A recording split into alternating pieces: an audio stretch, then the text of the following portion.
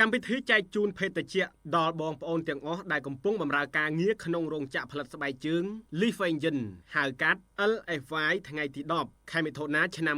2025នេះសប្បាយជាមួយគ្នានឹងមានប្រាក់រង្វាន់គោលដៅបើករៀងរាល់ថ្ងៃទៀតតោះឱកាសការងារសម្រាប់បងប្អូនដែលមិនទាន់មានការងារធ្វើសូមដាក់ពាក្យនៅរោងចក្រផ្ទាល់ដែលមានអាស័យដ្ឋានផ្លូវជាតិលេខ4គីឡូលេខ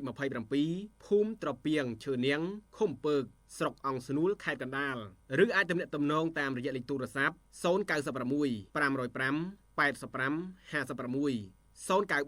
504 747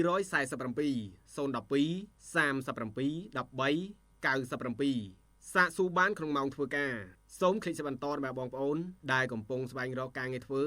ឱកាសការងារពីរោងចក្រផលិតស្បែកជើងបានទទួលដំណឹងនេះផង